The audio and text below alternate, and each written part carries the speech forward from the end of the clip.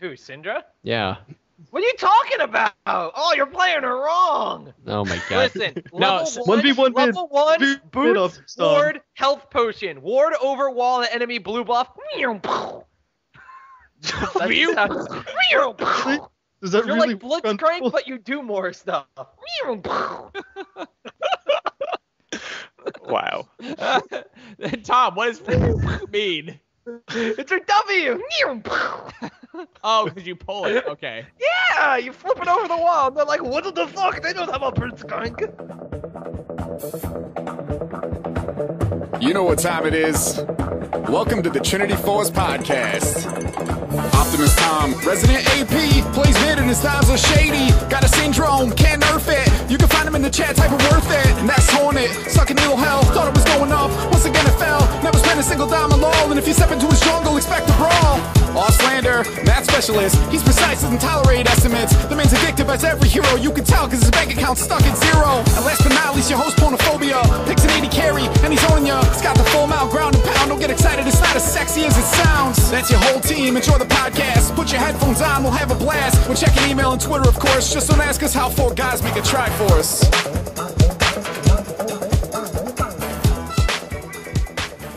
Thanks for listening to the Trinity Force Podcast, brought to you by Audible.com, your premier website for audiobook downloads. Are you interested in trying Audible? Head on over to www.audibletrial.com/tforcepodcast to sign up for a 30-day, no-question-asked free trial of Audible. If you sign up using the aforementioned URL, you will instantly gain 1 free credit, which will allow you to download such books as Game of Thrones, The Hunger Games, or any Stephen King novel. I missed. Oh, fuck it. If you missed, I'm just going to punch you in the goddamn mouth. Didn't you say you were going to count down, and you just counted up? I counted whichever way I wanted to count, you son of a bitch. I am the host of the podcast. I take this podcast wherever the hell I want, and tonight we're going to talk about Sotir name dropping. Yeah, let's hear some more stories about all your friends, George, Brian.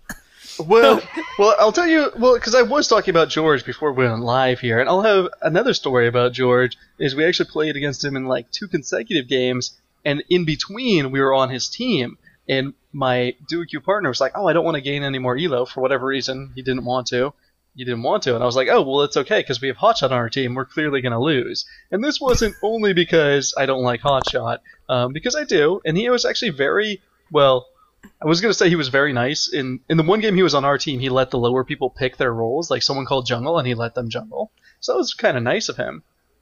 But apparently in the next game where we were playing against him, he raged at everyone on his team like really hardcore. So that's not good. Cuddles the Panda was actually on his team in that game, friend of the podcast and friend of mine, of course, name dropped.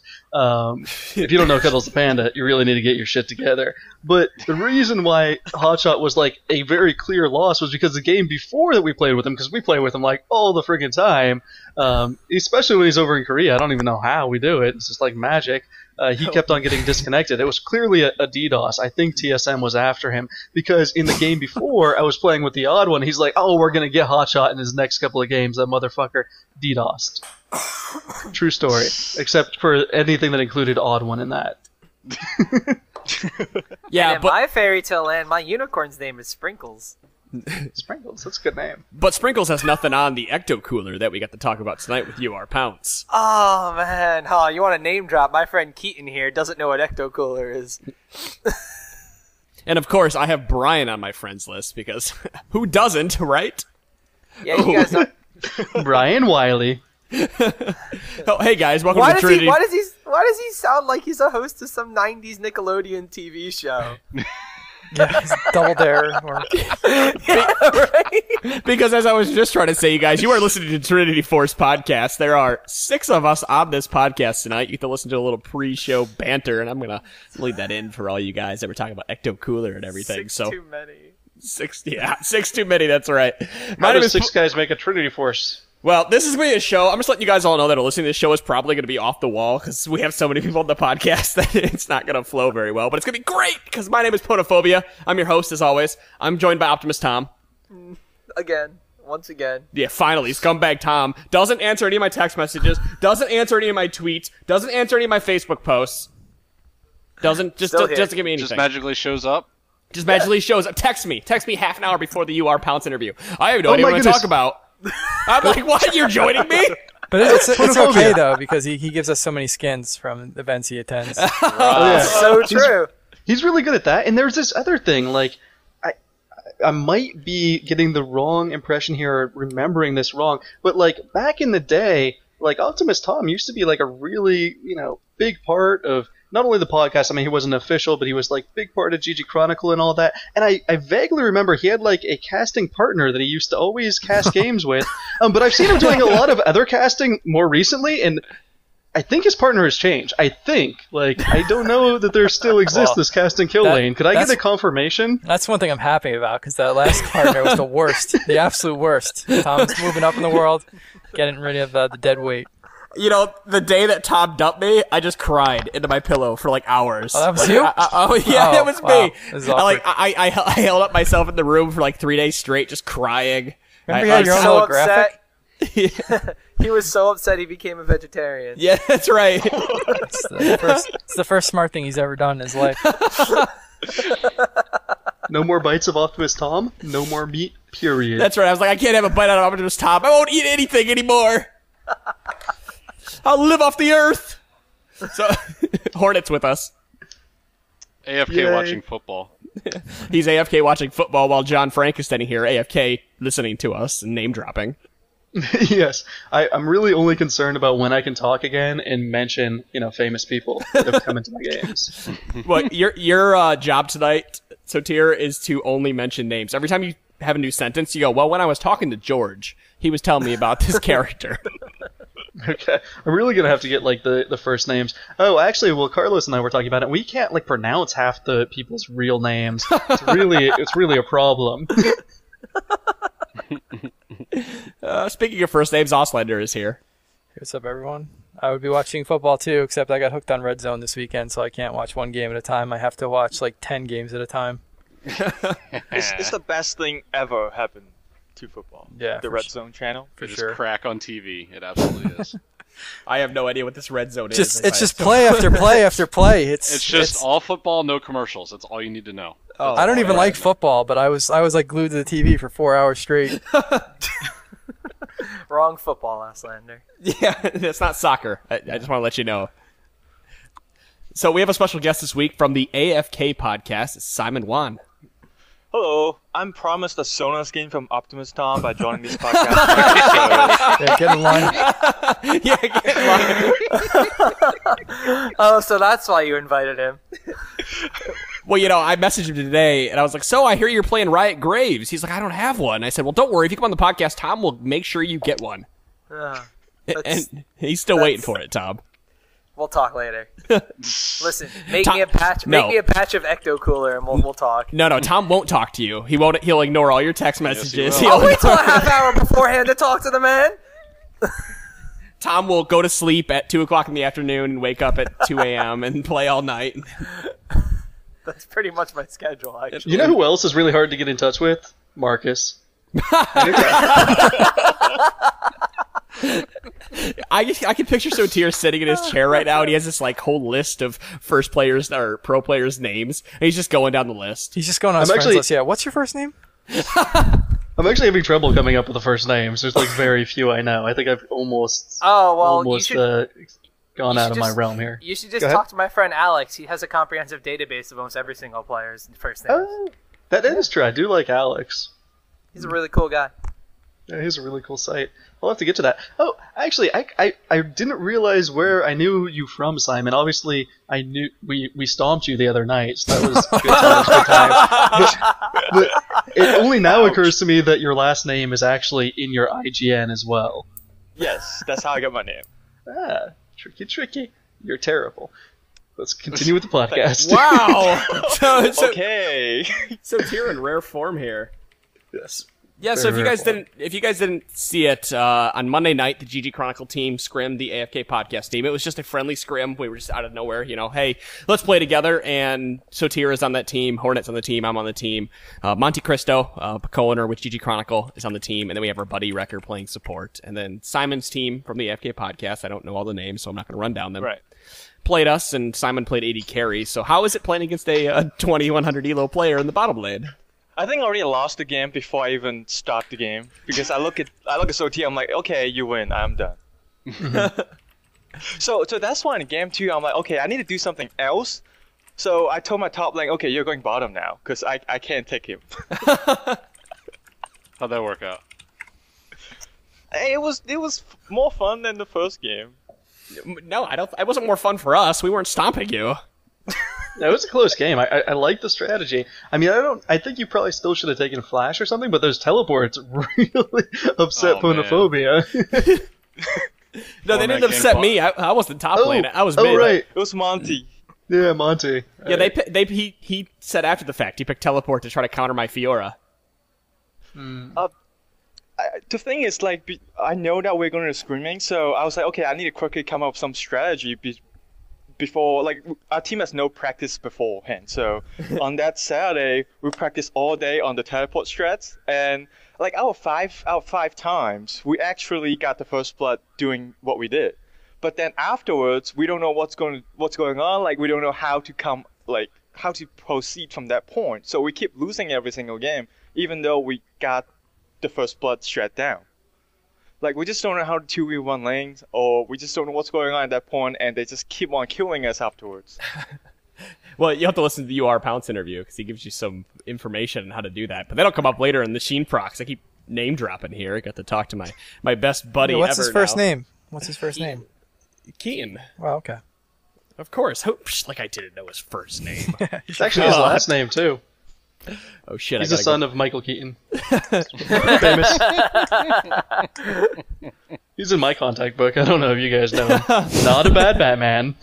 After you use those first blood for that teleport, you should probably use those teleports again to secure global objectives like Dragon, or to go back and do your 2v2 bottom lane, or push out a quick tower in the top lane, use your teleport to go bottom lane. There's a lot of things you can do after that point. You just have to be you have to communicate and be able to play well with your support as the AD carry. Yeah, I think that's the whole point. Our team is not like very good playing together.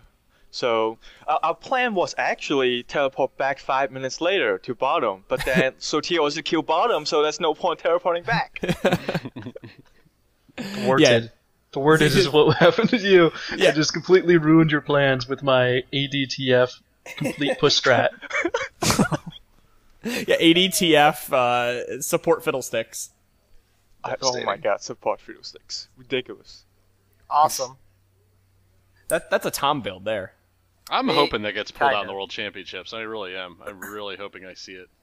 I want Elements to play. Well, Elements isn't in it, but apparently, face. That was a face, yes. Yeah. Apparently, there have been certain teams that have been scrimming with certain teams that are in the World Finals to prepare them against support fiddlesticks. That's all I will say. You have to name drop Tom. Haven't My you caught on friends, yet? I heard this from my friends Tyler and Neil. Okay. This is now officially the Name Drop podcast. Only Soter knows who I'm talking about, too, which is the best part. Yeah, well, he definitely just said Legion out loud, and I'm going to say it again. I did not hear that whatsoever. Optimus Tom I don't also listen doesn't when listen to anyone else Soter talk. Yes! In particular, me. Anyone who's ever heard him shoutcast a game already knows this, but if you've only been on the podcast, he might have been hiding it from you. He's not listening to us. Hopefully you are. So while we're name dropping during this podcast, should we make sure we say each other's names the entire time? That was a very good point, Optimus Tom. Oh, so Tyr, yes, that was a fantastic point that you made there. Forek. Good point, buddy. No, we should use first names only, so everyone's you just did confused. not just drop that name. Oh my god, you're going to have so many fanboys now. No, and no. I actually have a couple that I'm sending over your way right about now. All night people have been asking me, who's NL Demo? Like, he's a fan of the show. He's now your new friend. He also has your real life address. You're welcome. You know what's great about post-processing? I can remove it. Oh, what can you remove? I don't know. Or edit in multiple places. I'll add in crickets. Just subliminal messages. The entire time. Like, an audio watermark underneath it. Add for... By the way, are we going to give any good knowledge for anybody to know except for first names of pro players? Nope. I'm just kind of wondering at this point. Not this week. Nope. Oh, Not this week, no. What? Oh, man, what could we talk about this week? There's just so much to do. You know what? How about Jace? I think we should get into talk about Jace now that we've seen him played more often. And also, Little Slugger Trundle's half-off draft is available. You're so excited, I know it. Pretty excited.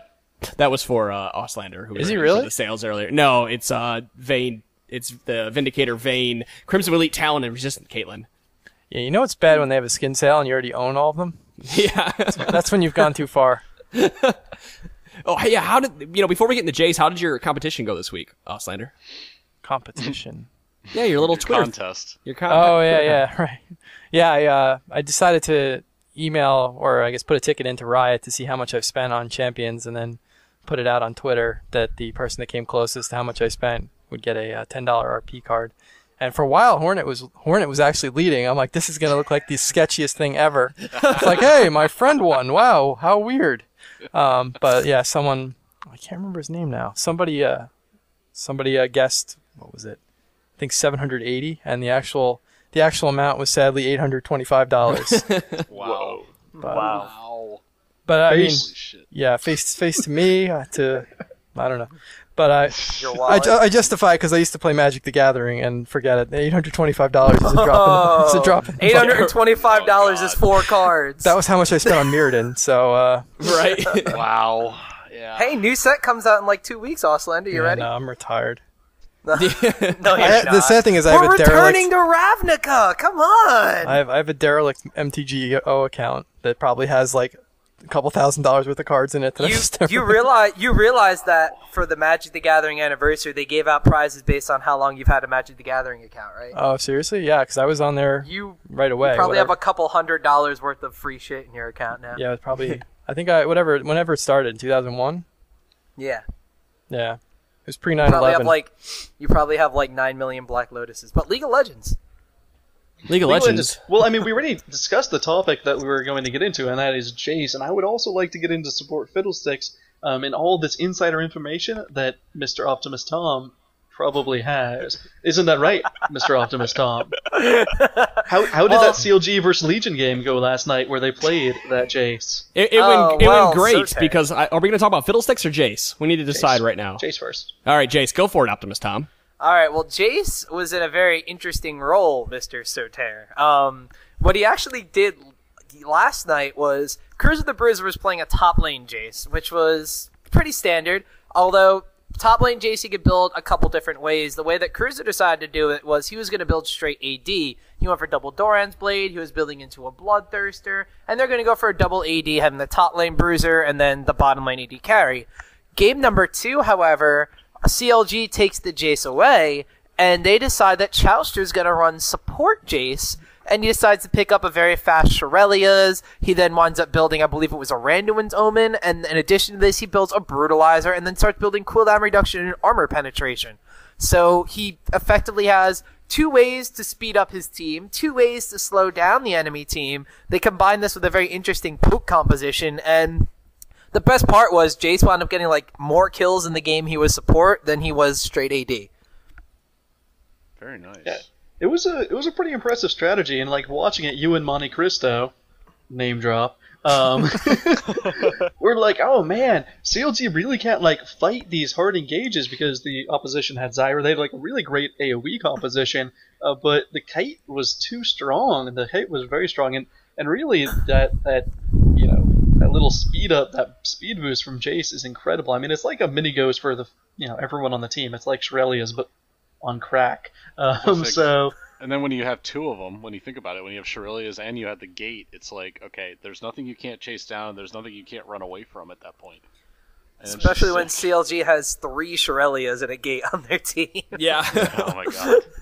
Legion then built 3 Shurelya's. I remember, like, it was back it was like almost a year ago, like 9 months ago, where Freak was like, man, Shirelius is really overpowered. Like, we might have to change that at some point, but they haven't changed it yet, and it's still like the go-to item. You like need it. Like, so many team compositions rely on it for engaging, and so many rely on it for disengaging. And I think last night was a pretty darn good example of that.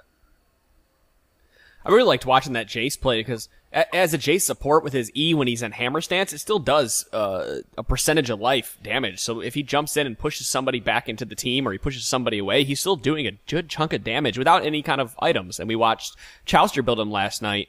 If I remember correctly, he did the 2 gold per 10 build. Did he do Ionian Boots Lucidity and Phage, if I remember correctly? I feel like I've heard some of this before, but... It's again, the formerly named cast and kill lane does not listen to each other. I think we figured out why they broke up as a that'd be boy why. band. I don't listen to Optimus Tom, just like Optimus Tom doesn't listen to Sotir. I don't listen to Ponophobia. No, you see how one this works? listens to It's like this giant circle here. No one just listens to each other. I These listen 3 to people. You just don't ever talk during a podcast, so no one listens to you. Peace. What? Offlaner's the one person I try to listen to. Because I know when he does talk, it's like seeing it's like seeing a ghost or something. Terrible. Terrible. Oh my god, Griff, this is terrible. So anyway, after speaking what they're playing and how well they disengage, you want to talk about Shirelius now? I mean, that was a joke. Bad one. I was about to go back into it because I know you weren't listening. If the people wanted to recap, Simon, what do you think about Jace? Never play it. I'm ADC. No, my support doesn't play Jace, so that's all I know. See, you bring me in here is only going to drag your podcast down. No, don't discredit yourself. Stop now. Don't discredit yourself. Don't do it. So hopefully We have nobody listens to Ponophobia. me. Well, I mean, you are from the AFK podcast. I mean, I'm not saying what you should do at this point, but no, I love you. I love you. I'm Soter's glad a to have you nasty here. bastard. Yeah, I've been mean tonight. It's So Phonophobia's mean. fault. I really love everyone, and Oh, that's anyone who bullshit. knows You're me trolling knows ways. That's true. If you want to see anybody troll it, so tier. Hey, we need to pick this team comp. I'm just gonna go ahead and pick Corky. I mean, why? But just because I can. It needs to be known that Sotir's name really should be Satire, because that's exactly how it works out. It's how satirical can he be? Just saying. That's how you pronounce it. Everyone's been mispronouncing it. I always tell people, "Oh, that's not how you say my name." They're like, "Oh, well, how do you say it?" Like, I can't Even his tell you name that. is a troll. Come on. Yes, Oh it is. man. So support Fiddlesticks. So I mean, you sounded like you had like really good insider information there, Optimus. You're like, well, Tyler and Neil are like blah blah blah, and like they've been practicing with such and such. Well, originally I was talking to my friend Cody, name drop, and he, well, I'm not so tired, I shouldn't be name dropping, but anyway, back at MLG Rally, I got a chance to talk to Elements about how he was playing different champions in the support role. Ones that came up were Zyra, Yorick, and of course support Fiddlesticks. And the one thing that he said he really liked about support Fiddlesticks is if they go into a 1v2, like we've seen a lot of people changing up with the meta, support Fiddlesticks is basically like a Blitzcrank pick. You wind up dropping like a 2 or 3 second fear on somebody. If they run out from underneath the tower, that's your signal to kill them. Not only this, but you have a silence, so they can't use their abilities to farm as well under tower, and you have self-sustain, so if they even like try to like harass you just a little bit, you just sit there and drain harass them, and they have to fall back. So, I know obviously we've seen Curse playing support Fiddlesticks quite frequently. If not, it's been banned out. We actually saw it banned out at PAX Prime. TSM did not let Elements play it, and a couple teams have been practicing. Legion, actually, I got a chance to talk to them while we were at PAX Prime. They think that the support Fiddlesticks is very strong as well. They've also been trying out a couple different kinds of support characters. Nubish is normally known for playing, like pokey champions. Occasionally he'll sit back and he'll play Soraka or something, but he likes champions that offer some sort of sustain or synergy with the 80 in the bottom lane, where they could just poke and prod and harass. So playing with a little bit of support Fiddlesticks and some scrimmages, they say that the character is very, very good. So if one of the teams in World Finals doesn't bust it out, I will be very, very surprised considering how many teams have been talking about how good it is. I feel like it also is better if you want a chance to combine a gank against the typical AD carries that have a way of getting out, that have their escape, and I feel like support Fiddlesticks would actually have a chance to with a fear that's at level 3 or level 4 to really lock them down just long enough that they would be held in place. And what I mean is like Ezreal being able to almost zone out, Corki burn out, Graves, shift out, however you want to say it. I'm not naming the abilities, but you know what I'm saying when it's quick draw. Sorry. So I feel like that's also a better way of controlling it, where you can actually finalize a gank to where you need it, to where you're gonna force them to at least blow summoners on a gank, if not get kills.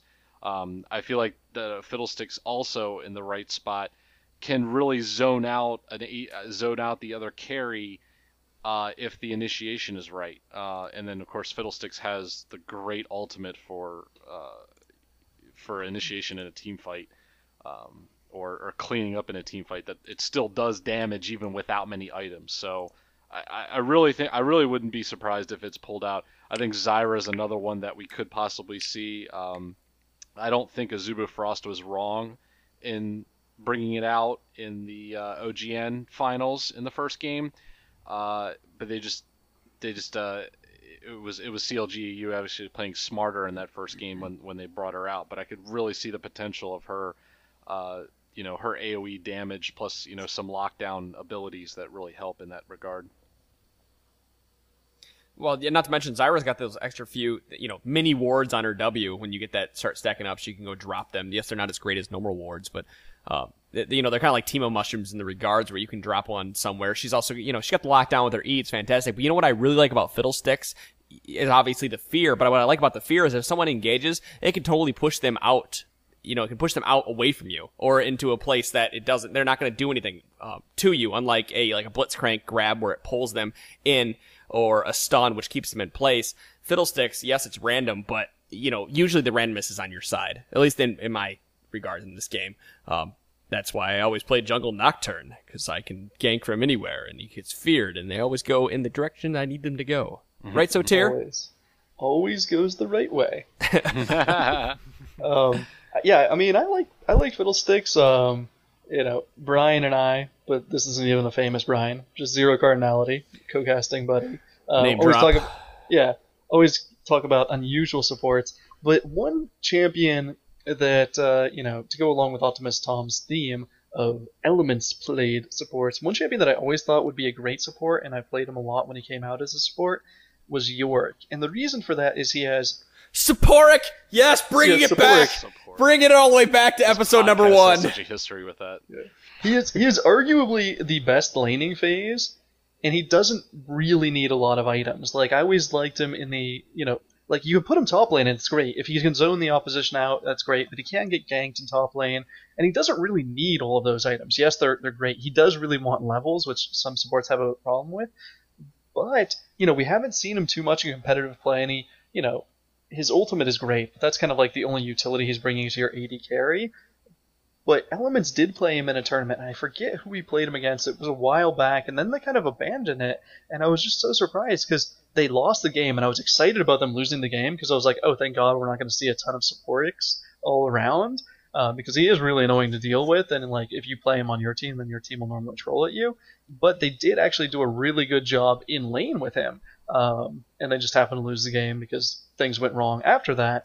But I think he still has a lot of untapped potential because he can almost zone 2 people out.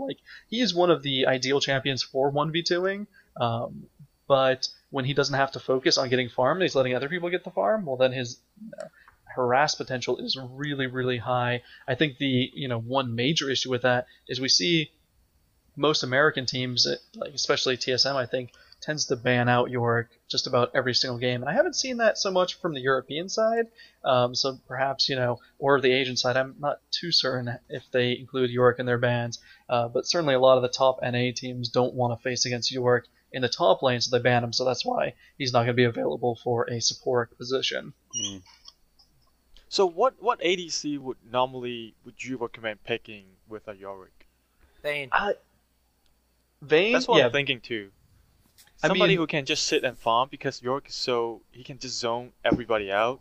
Mm-hmm. Yeah, I mean, you want it to be a hyper carry, but if you do have someone that can harass with you, I mean, ideally that's the way to go. I mean, you have to have some sort of backup. Like, obviously you can do a good job of harassing, but if they're like, oh, well, it's essentially 2v1, well, then they counter harass and they do a little bit better job than you. So you do want someone to go with you. Caitlyn has always been like the go-to champion to pick up if you have an unusual support on your side, and that's because she has such range that she can farm from such a distance and harass really well from distance that you don't really need the self-sustain that you'll get, or the shield, or any sort of buff that you'll get from a support. That's why she combos so well with like Nunu, for instance, and Fiddlesticks, in my opinion. She doesn't have the burst that you might want to go with it, but she does have the ability to stay super safe. And of course, York is going to be able to sustain himself, but not really his lane partner. So Vayne is great because of her hyper carry capabilities, but you might want to pick someone safer so you can have help in harassing and not really have to worry about your getting counter harassed. I also want to ask you another question, because you mentioned Caitlyn. Does it bother you? It bothers me so much that almost all Caitlyn's abilities has a cast timer. Because if you look at Corki, you look at Grave, you look at Izuro, I mean, they have no cast timer. Every move, skill shot that they put out is instant. And that's exactly the point that I don't want to play Caitlyn, because almost every shot that she uses, every skill that she uses requires a little bit of cast time. Does it bother you, since you're 2100 or 2200 ADC? 21. He's on 20. Oh, I'm actually 21. That's right. We're rounding down this week. We actually round up. I think the official rule on the podcast is we do round up, so I'm 22. I'm sorry, Sotir, but that's your official rule. The podcast official rule is you're bad. Oh, okay. Well, then I'm just bad. You're so terrible.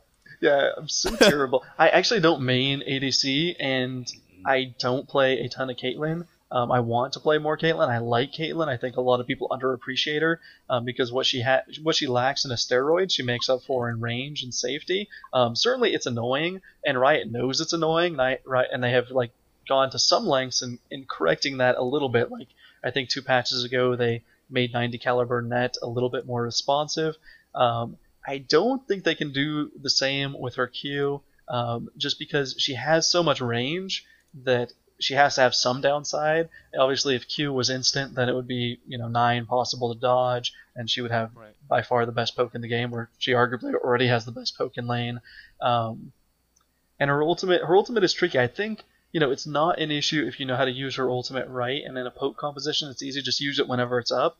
In team fights, I see so many people using their ultimate as Caitlyn when they would be doing so much more damage just auto-attacking the entire time, and then using it at the very end if someone like a straggler is going to get away. But using it in the middle of battle is generally not good. And so I guess, my TLDR of that whole thing is, I understand it could be annoying. When I play her, I have found it annoying, but I feel like a lot of people focus on casting spells too much with her, and especially once it gets past 25 minutes, you kind of turn into every other AD carry, and your spell casting should be at a minimum, so it shouldn't really be bothering you quite as much.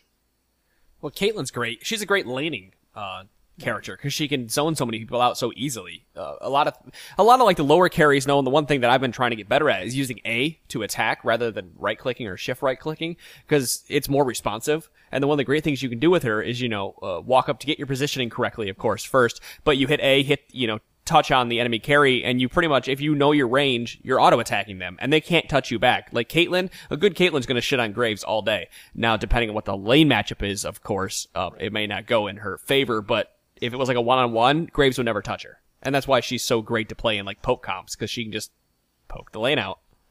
Mm-hmm. Right, Optimus Tom? Actually, I've been saying that Caitlyn's pretty good for a long time. I mean, one thing that is a little bit awkward with her has always been the fact that people are like, okay, you pick up Caitlyn, you can, like you mentioned, you can counteract you can poke out, you can harass, you can carry into the later game, but people are always like, well, if I want someone that can poke and harass, why would I pick Kog'Maw? One of the things that Caitlyn has that nobody really appreciates as much is when you have her escape mechanism, which is technically one of the better ones on a lot of the AD carries. AD carries, of course, you have Corki, who has Valkyrie, which is pretty much unparalleled. But when you combine Caitlyn's kit with the harassment, if you're able to, like you said, with the clicking with A in attack move, which sent me into like a remembrance of when I was playing Dota, and that was the only way to do it. When like you combine her kit all together, and she just seems like one of those AD carries that's always like, why don't we pick Caitlyn? She'd be so good here. But she's been seeing a little bit more prominence, especially versus Graves. I think I brought this up like the past 2 podcasts as well. Like Caitlyn just absolutely poops all over Graves for some reason, because Graves has to get like close, and Caitlyn's like, you're not going to get close to me, and it's the 550 range versus 525. Right. Mm-hmm. And if Graves wants to like quick draw in and get a buckshot off, you just like net backwards, and you can net. The one thing I do like about her casting animation delays is you can net and pilt over Peacemaker at the same time because of it. Yeah. And those ranges were nowhere near correct, if I heard you right, Pone. Is it 575 and 525? Or 600 and 525? I can't remember. It's 650. 650. Oh, okay. Yeah.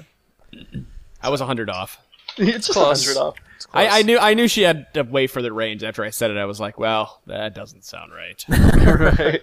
Yeah, I mean that's huge range. Even when he quick draws Optimus Home says she just 90 caliber nets, gets back out of range. I actually have had really frustrating experiences against really good Caitlyn's where I'm a support and I try to run close to her to exhaust her, and I can never get in range. Like, especially if they get red buff or get a Phantom Dancer in late game, they can actually like poke you and run away. Like, they can use that extra 150 range or whatnot and just never be touched. So sometimes you'll see really, really skilled Caitlyn play, and I'm sure we'll see some in the Season 2 championships by, Double Lift and others, where, you can't even counterattack, and it just gets incredibly frustrating, and it makes her a very viable pick. You can't forget about her Yordle Snap Traps either. Right. Those are great for laning. And as Simon was talking about earlier with her Q having a cast time, you can funnel people into a position that you want them in by using your support and your Yordle Snap Traps. Mm-hmm. You can make them have like only a little area to walk into, because if they jump on a trap, they're dead. Especially like a Blitzcrank, if they step on a trap, they're getting pulled. Or a Leona, they're getting CC'd to death and they're going to die. So that's another reason. She's just such a great laning person. That's why you'll see her a lot of the times being played. So you can't forget, if you also have an aggressive support character like you were mentioning, like a Blitzcrank or a Leona, and they're gaining you brush control, you can literally just step inside the brush, take a pot shot at a champion, and get your headshot passive twice as fast. Right. So people are always thinking, okay, well, Caitlyn, she has escape, she has a lot of range, she could poke, she could harass, but we want to play her in a little bit of a safe lane. Bringing the entire thing full circle.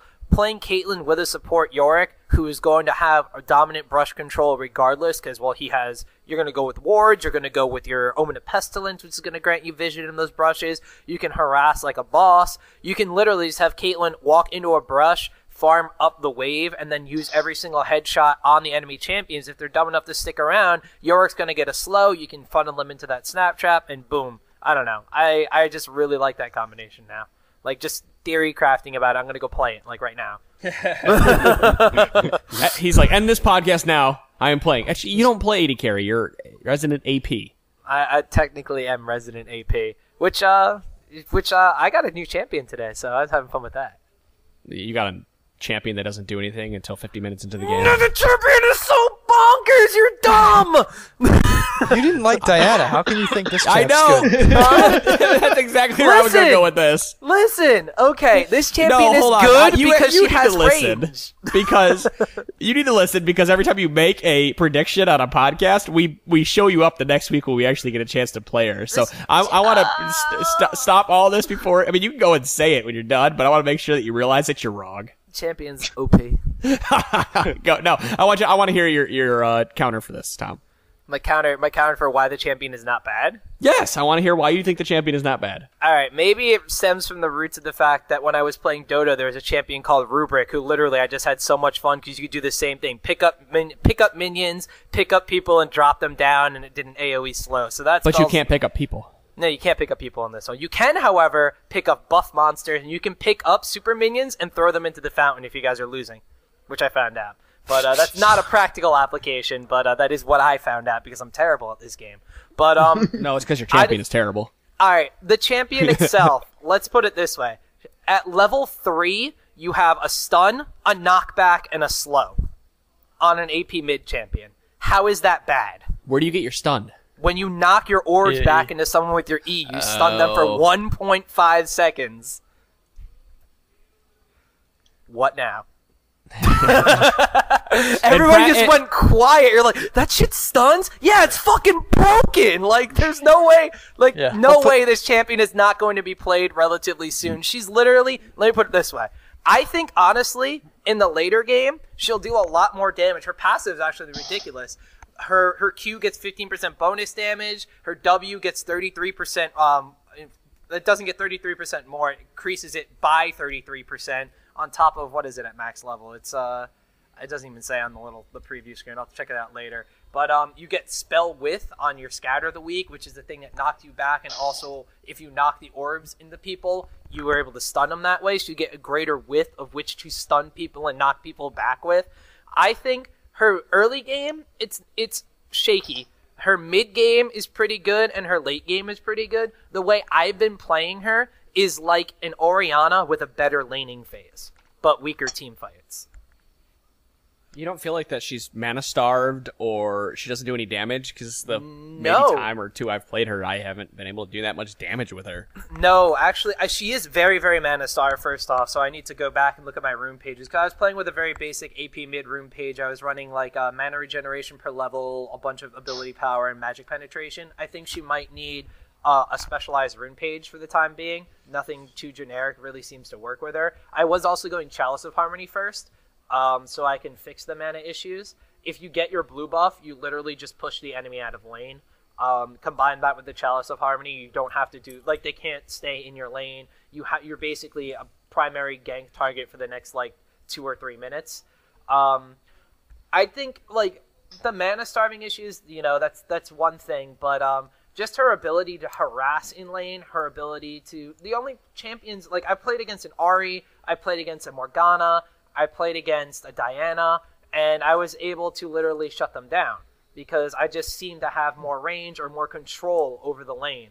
I think that if I were able to play against like an Orianna, it would give it a little bit more difficulty, or if I were to play against someone with a little bit more like beef on them and maybe equal poking power like a Gragas, she would be a little bit weaker. But I just kind of feel like in lane, she's a beast. When it comes to like mid-game team fights, she might not have everything that you want on her, but later on in the game when she has enough damage, like late game, that even if you're, for instance, if you don't land the perfect slow, you don't land the perfect stun, you're still doing enough AoE damage to really compensate for anything that you might mess up with in team fights just through pure damage. And her ultimate is insane. You land 2 orbs and then hit R on somebody, and it nukes them for, I think at like level 1, I was literally like one-shot comboing people without one of my skills.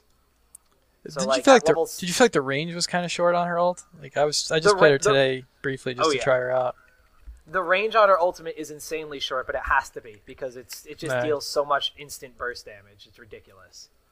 I mean, so Tom, you're sitting here telling us how great she is, and I'm looking at your match history, and you're 4-11-2 with your last game played. So I don't know how to take that. That was a game where we had someone who wanted one of us to dodge, and we were said no. He's like, all right, I'm going to surrender at 20, hard randoms Pantheon, and runs full AP.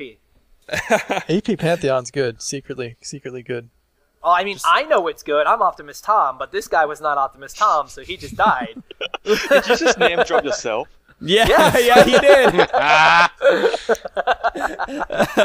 What I'm learning from Optimus Tom's match history is that apparently she's really good against bots. That's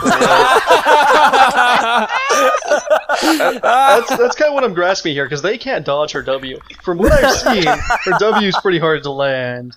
She doesn't control the lane very much. Like, I mean, I've had a couple of them on my team already over the course of the day. I played jungler once. I kept on giving them blue buff, and they kept dying and not doing anything with it, to the extent that I was like, well, I'm going to take this next blue buff.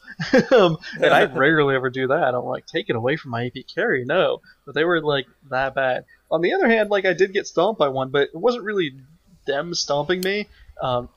You know, it was very noticeable because I was AD carrying, and at one point, like, they flashed in and used their ultimate, and it did, like, 125 me. So it was pretty impressive in that respect because it wasn't like there wasn't a big lead up. It was just like a flash ultimate, essentially, maybe one Q beforehand. But it didn't completely kill me, and I feel like I was underfed. I had no defensive items. There's a lot of mage champions that if you get in range, like relatively short range, I guess Annie would be the best example. Like if you get within 700 range of her or thereabouts, you're going to instantly die to her spell combination. So I don't know why necessarily Syndra is that much better or what she really brings to the table that's so special. Being able to move creeps, I suppose, would be the... It's so fun. I like throwing creeps. Gosh. I'm on board with that. Don't even attack with them though. Just throw them over walls and stuff. It's great. level 1 invade. You take the blue buff away from the enemy champion and just steal it for your team. It's like running Blitzcrank, but you don't have to have a non-sustained support. But why would I not run Blitzcrank? He's great for initiating, unlike Syndra, who can't pull a champion. I feel like Syndra is a glass cannon Orianna. That's how I feel how she is. But why would I not play Orianna, who has an ultimate that synergizes so well with other people? And who grants defensive bonuses to her tanks and a speed up for her team. Well, okay, if you're going to say, why would I not run Orianna that can go better with a regular team composition, I have nothing to say to you. But... no further questions. Turning this around. Back to the corner. Turning this around, going back a couple of podcasts, what the fuck kind of composition does Diana fit into? She's the same kind of way, only melee. She's like, oh, I can kill people. Well, cool. Well, she actually puts really good into an AoE team comp because I think we were discussing this. I don't know if we were discussing or if I was talking with some other, super high elo people, name drops that I can't think of right now. But essentially Diana can just initiate with her ultimate, which has 900 range, then use Moonfall, pull everyone in, and that is such a great setup for a lot of AoE ultimates. For instance, you can combo Orianna and Malphite really well, but you can actually combo Diana and Malphite really well as well, and you have an almost guaranteed multi-person Malphite ultimate if Diana leads the charge. Alright, well, let's put it this way. If you have someone to initiate on a team with Syndra, and you use a Q, you use another Q when they're initiating, you use your ultimate to burst down the AD carry, you now have 5 possible orbs to which with you can stun the entire rest of their team for 1.5 seconds. You're not getting near the AD carry with the short range on that ult. Yeah. You're going to get instantly nuked if you try to do that. I mean, I could see maybe cleaning up a fight with it, but... I'm just saying, you have a Diana who's like, oh yeah, she works good with AoE comps because she can pull people in and then single people out and chase them down. Well, Syndra has 3 skills that can hit an entire team with AoE. Or I could play Cassiopeia, who all of her skills do AoE, and if they are turned toward you, they get stunned. When did Twin Fang start doing AoE damage? Well, you know what I mean. There are clearly 2 Fangs, so hypothetically they could split.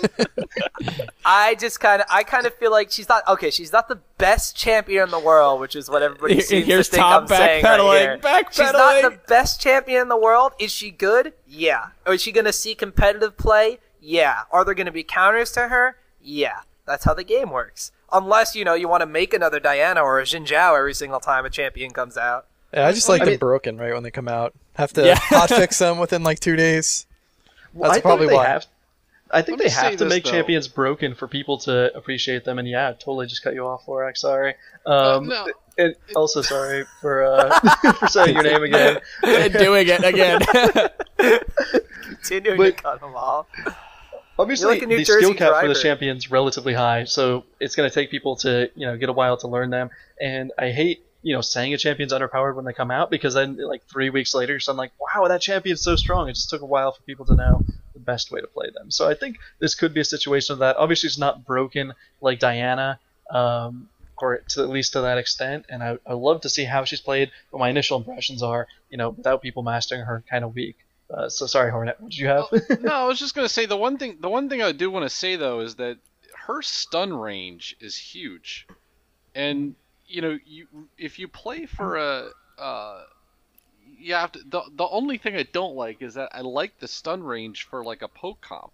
I feel like if you want to isolate somebody in a bad position, you really can with her, because you stun from far away, you hold them down, and then all of a sudden you pick somebody apart really quick.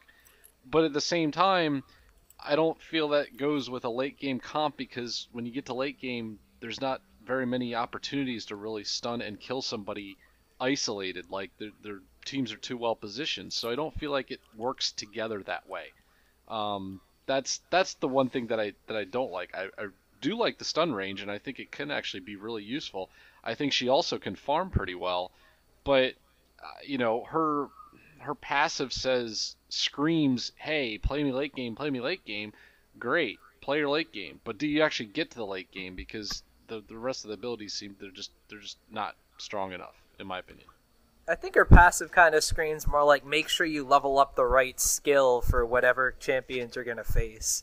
Like, if you want the extra slow, make sure you're leveling up the W, which actually deals, I think, the most damage of her spells. Don't quote me on that one. Definitely has the highest AP ratio.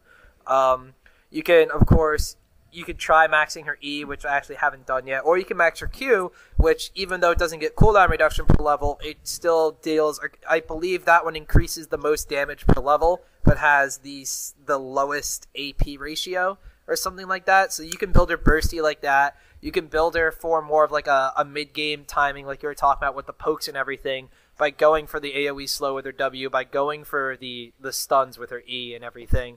I feel like, I don't know, like first impressions of the champion, like the Optimus Tom overreaction of the champion is, holy shit, this character is awesome. I'm glad you finally just recognize that every time a new champion comes out, you are just automatically on her back on the train of this champion is amazing. No, not at all. That is not true at all. There are many champion select videos I did not do because I felt the champion sucked. Like, I was just like, I can't play this champion. Like Aurelia. Yeah. Boy, this Aurelia sucks. I am still on the Sejuani train, though. Oh, god damn. Not this again. I jumped off the Sejuani chain after I started playing Amumu, and then I... Listen, you you have to play. Yeah. You have to play her as an AD carry with a Warden's Mail. Don't ask. I'm not going to ask. You probably played that in one custom game, went 4-11-4, and then told us it was great. Wasn't a custom, was a normal. Oh, it's Optimus Tom, resident troll. But it doesn't go as well as AP. Need more syllables.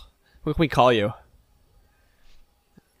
For dinner? Wow, 6 people on this podcast can't even come up with I couldn't come up with Bad that burn. Sorry.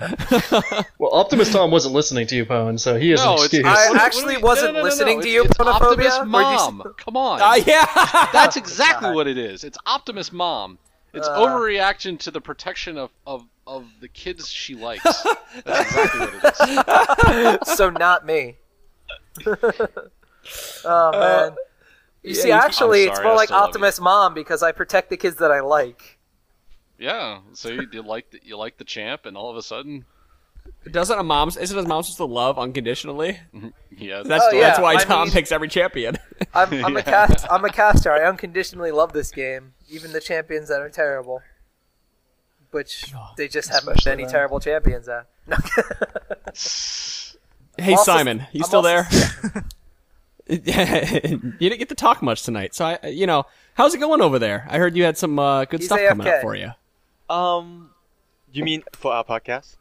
A podcast, real life, everything. We got a few minutes left. I figure we can round this podcast out, give the fans 10 minutes of Simon Wan, All right, or at let's least do a couple it. minutes of it. So, our podcast actually reduced from weekly to bi-monthly because we actually have 2 more podcasts coming out, which is the AFK Tech Talk, which basic your nerd talk, right? So all your computer hardware, anything you want to talk about in the computer technology hardware. Can I come on and argue why AMD is better than Intel and how to overclock? Just that'd be based fantastic. Based on you just said that, I already know you don't know anything about it. So game on! Oh shit! Oh, I could argue this for hours. Somebody just face checked a bush and got one-shotted. I'm just saying. It was by Syndra. She's broken. Excuse me, my 6200 going at 4.4 gigahertz wants to say something. Okay. Yes, Syndra's good. Now shut up. Anyway, continue. And the second podcast is actually the AFK Wildcast. We talk about all the WoW stuff that they have been doing. I'm actually not part of the WoW. I actually tried it. I don't really like it. I go back to League of Legends. So that's what we are coming up. And actually, funny thing is I actually quit my job 2 weeks ago. Today is actually my last day.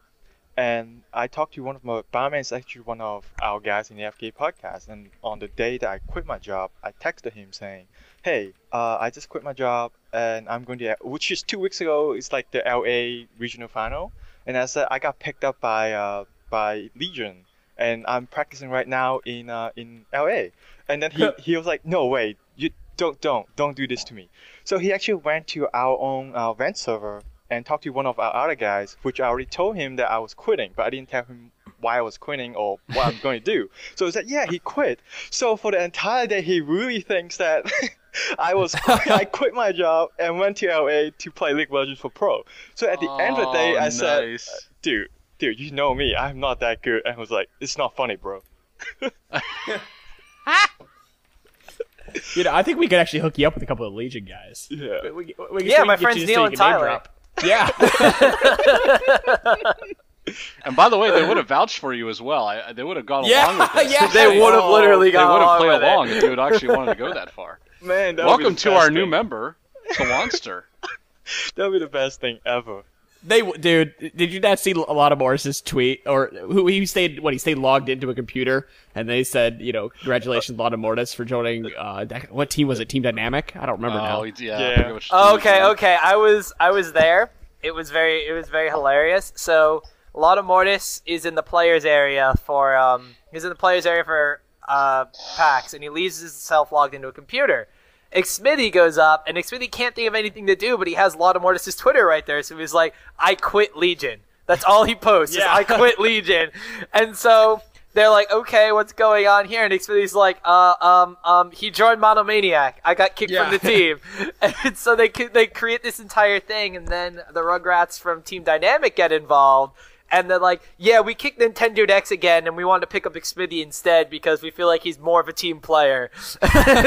And so, they start tweeting about it, welcome, Team Dynamic Xmitty, welcome, Monomaniac Lana Mortis, and Legion's like, who are we going to pick up as a jungler? And so, Nintendo's like, oh, I could be your jungler, but on Twitter, I think it was, Zuna from CLG Blocks, I feel like jungling again. And so they're like, oh, we're going to pick up Zuna, we're going to pick up Nintendo. Nintendo's like, what are you guys talking about? I can't be left teamless again. So, they go on this giant rampage of, people switching teams, and they get, other teams involved in it to, tweet about it. They get me involved in it, so I'm sitting there tweeting, doesn't look like, CLG, Dignitas, and Curse are the only people who could do the old try swap. And so, Gnome saying at the event is getting calls from the manager of Monomaniac. Hexo starts getting calls from the manager of Team Dynamic. One very confused writer on the internet takes everything very seriously. And before we know it, everybody thinks that it's 100% true. But everybody is just intoxicated and having a gay old time.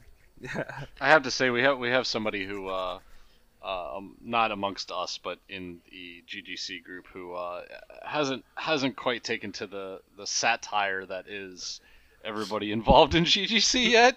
So I'm kind of waiting for him to have the light bulb turn on and say, "Oh yeah," because even as Sotir keeps doing satire for just about everything going on, and always seems to do it whether we're in chat or in game or on a podcast, and all of us seem to get it except said guy. So I'm not going to name drop that because I would feel bad, but you get my point. And so one of these days it'll happen. I'm just not sure when.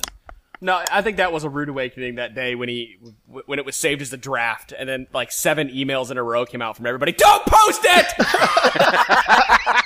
Don't do it! It's a joke! The worst part is my phone is on less than 15% battery, and I get the email in my inbox. They're like, oh, this is in draft. Should I post it? I'm like, no! No, not a nice tea, don't! That was also the evening where we scammed the machines at the Dave & Buster's ripoff and proceeded to gain 50,000 tickets and spend it on enormous amounts of candy and plushy flails and had a ninja fight. It was fun. It's like a jackpot. It was awesome. When you give a bunch of pro players free money at this thing like Riot did, and then sick them on an arcade with machines based on timings and stuff to get tickets out of, you think they're not going to figure it out? Right? Within 5 seconds, Muffin Cutie had a machine timed perfectly, and he just kept winning and winning and winning and winning the jackpot. Good time. Too good. That's right. So what else before we end this podcast, what else do you need to know about the AFK podcast here? Because I want people to go and listen to you that haven't listened to us, because there's always people like, whoa, can you do the Trinity Force longer? I'm like, no, just go listen to another podcast. I mean, actually, a lot of people confuse us being a League of Legends podcast with definitely not a League of Legends podcast. The maximum time that we actually talk about League of Legends, maybe a minute. So we talk about all the other PC gaming, from PC games that are coming out or PC games that we're playing to industry news. I'm actually an accountant, so I talk about the financial side of things. Actually, if I want to drop something interesting, a fact that for you guys to know, if you care about Blizzard and Activision, I can tell you that if you do your research, Activision stock is going double almost every year when it first came out until the time that they bought Blizzard, or not bought but combined with Blizzard. The stock has never going up again at that point. So take what you want, but a lot of people actually tell us that Blizzard doesn't need Activision. Activision is a crap, but in fact that the stock market shows Blizzard has really not much value to Activision. That's just my fact. You're looking at the stock market when you should be looking at the auction house for that kind of stuff. I'm looking at the real life auction house instead of the in-game real money auction house. So okay. Yeah. Never mind then.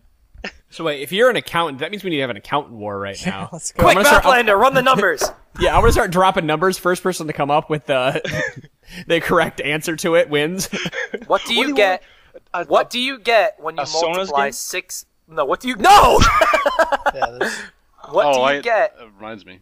What do you get when you multiply 6 by 9? Oh, man, that's tough. Osline, I can't believe you got this one wrong. Is he here? He answered it already. I was like, okay, I was still laughing because I didn't hear anything from him. You never he instantly answered it. Nice. Yeah. No, I had Auslander the other day. Auslander, give me the total combinations of a 5-player team that you can have of champions. And he's like, 96 million or something. What was it, 96? And I'm like, wow. It's a lot, though. Yeah. And then he starts explaining to me what a function is, and I'm just glossing over. Yeah, I'm like, do you know what a factorial is? He's, no. Yeah. Okay, well, you're probably not going to understand the rest of this, so... But here it is anyway. Yeah, but 100 times 199, I'm like, I had to give him, the third grader explanation. Like, it's 5 factorial, you take 5, and then you multiply it by 4, and you multiply it by 3. 3, yep. Yeah. Keep going by 1. But... Do you do it by 0, too? And also, I still have your permission, right, to give away the skin? Yeah, go ahead. Okay. So I wanted to throw this out there as a contest for everybody. I am the one who never has bought, I put that in quotation marks, bought a skin. So I wanted to give our listeners a chance. We're going to give away a skin that I wouldn't use, but I was trying to think of how I was going to give away the $10 RP in case I won it from Auslander for some reason to give away on the podcast. But no, what I'm going to do is I'm going to give away a skin that we have. If you can name 3 of the 4 skins that I own, and technically I've never bought a skin in the game, so that's your clue. I own 4 skins. If you can name 3 of them, we'll put all the right answers together and do a randomization and pick one of you for the skin. If you can actually name all 4, I will buy a $10 RP card and give it to you. I'll tell you that right now. If you can name all 4 skins that I have, the first person to do that, if they actually name all 4. But if you name 3, we'll put you all together and we'll give away a skin for that. So I will also tweet this out for a contest, but I figured I'd put it all out there. Send your answers either to our Trinity Force Twitter page or email us, and I will let Auslander give all that information as he takes us out. Okay, I guess if you want to email the answer, it's feedback@trinityforcepodcast.com, or if you want to tweet at us, it's at tforcepodcast. Or give us a call, 203-494-FORCE, 203-493-6723.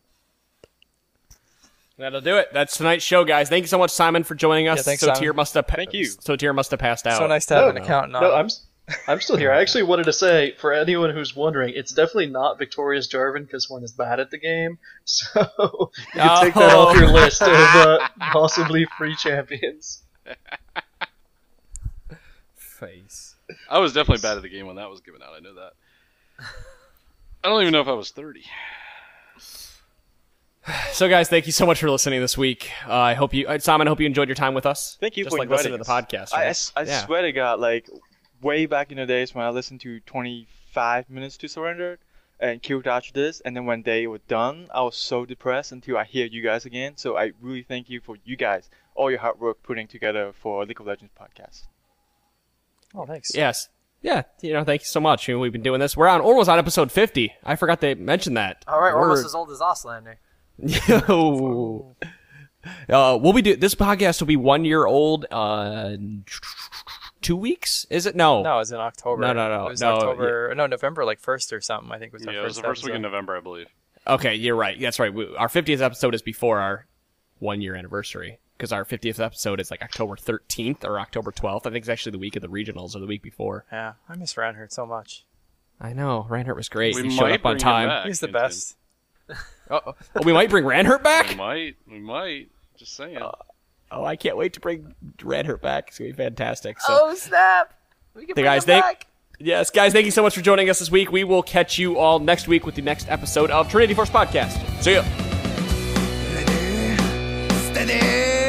Let's do it! In the land of order, chaos, light, and darkness, all things must exist in harmony. There's only one who has the power to save us. His name is Kenan, and he fights for me. He's a ninja.